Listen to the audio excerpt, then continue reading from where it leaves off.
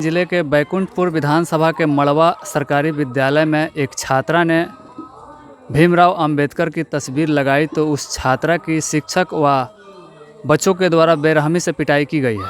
हालांकि इस घटना पर आज पूर्व मंत्री जनक राम आए हुए हैं, पीड़ित परिवार से मिल रहे हैं और बच्ची का आरोप है कि भीमराव अंबेडकर की जब वो तस्वीर लगाई इसी से नाराज़ होकर छात्र व शिक्षक गणों के द्वारा उनकी बेरहमी से पिटाई की गई।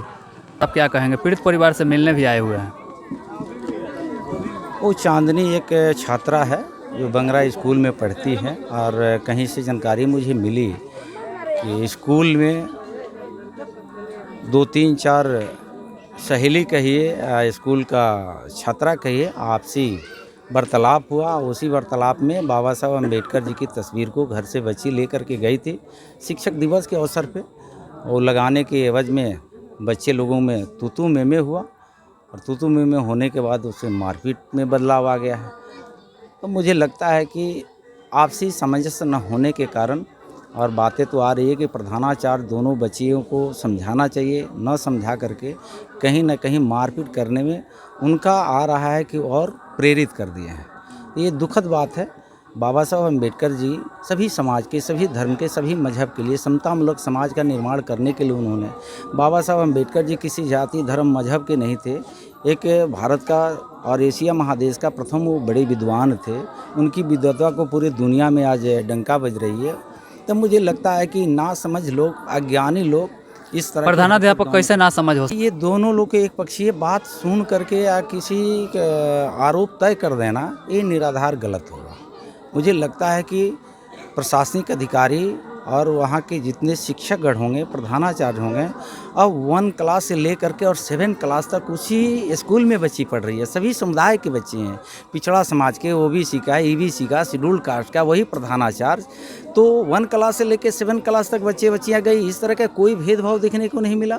लेकिन अचानक इस तरह की अगर बात समाज में आ रही है तो इसके पीछे कौन सा तर्क दिया जा सकता है, ये तो थोड़ा सा सोचने वाली बात है।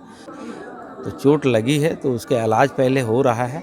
इलाज होकर के अच्छा से वो बच्ची घर वापस आए और उसकी बातों को सारी जानकारी लिया गया है। उसकी माताजी से भी हमने पूछा है, गांव टोले मोहल्ले सब लोगों ने अपनी अपनी राय दिया है और ये सुनने के बाद सबको ये दुख है, तकलीफ़ है कि जो भी ये घटना घटी है काफ़ी निंदनीय घटना है। इसको कहीं से प्रश्रय नहीं मिलना चाहिए। अगर इस तरह की प्रश्रय देने वाले अगर कोई लोग हैं तो उनके ऊपर कड़ी से कड़ी कानूनी कार्रवाई होनी चाहिए। किसी को पढ़ने से क्यों रोका जा सकता है? स्कूल में हर जाति धर्म मजहब के बच्चे पढ़ेंगे और शिक्षक को पढ़ाना है। और बाबा साहब अम्बेडकर जी के तस्वीरों, राजेंद्र बाबू का तस्वीरों, महात्मा गांधी जी के तस्वीरों, सरदार वल्लभ भाई पटेल जी के तस्वीरों, ये जितने महापुरुष हुए, उधम सिंह हुए, भगत सिंह हुए, सुभाष चंद्र बोस हुए, इन लोगों ने देश की आज़ादी और संविधान को लिखने में अहम भूमिका निभाया। लेकिन आज भी गाँव में गैर बराबरी देखा जाता है। तो उसी आप ही लोगों के परिवार से मैं निकल करके आया हूँ। घबराना नहीं चाहिए, दुख वाली बात है। इसका रास्ता कानून सबके लिए काम करता है। अगर जिन लोगों ने गलत काम किया होगा तो कानून के दायरे में कानून उस पर कार्रवाई करे। रानी के बेटा ही राजा बनता था, लेकिन बाबा साहब ने उस व्यवस्था को ख़त्म कर दिया। अगर वो ख़त्म नहीं किए रहते तो बाबा साहब अम्बेडकर का संविधान नहीं रहता तो जनक चमार कभी मंत्री नहीं बनता, जनक चमार सांसद नहीं होता। ये कैसे हम बन गए? ये बाबा साहब अम्बेडकर के ही संविधान। आज भी कुछ लोग नासमझ लोग हैं जो बाबा साहब को ना समझते हुए समाज को दबाने का लोग प्रयास करता है कि भाई आप कमज़ोर रहिए, दबे रहिए, समाज में शिक्षा न हो। क्यों भाई? हमको कहीं कोई रोक टोक तो नहीं हुआ कि आप इस स्कूल में मत पढ़िए, इस स्कूल में मत जाइए। तो बड़ा छोटा का लिहाज जिसके दिमाग में है, अगर बाबा साहब अम्बेडकर के भी दिमाग में इस तरह की बात रहती छोटा और बड़ा का, तो बाबा साहब इतने महान व्यक्ति होते। बाबा साहब अम्बेडकर के ऊपर कितना अन्याय अत्याचार हुआ। लेकिन जब उनके हाथ में कलम आ गई, देश के संविधान निर्माण करने का समय आया है, 2 वर्ष 11 महीना 18 दिन लगा था भारत के संविधान को निर्माण करने में। तो बाबा साहब अम्बेडकर जी ने देश के सभी समाज को एक सम्मान उन्हें अधिकार दिया है। बाबा साहब अम्बेडकर जी का संविधान में कोई जाति, कोई समाज, कोई धर्म ऊंचा और नीचा नहीं है। सबको बराबरी का अधिकार दिया है, सबको बराबरी का।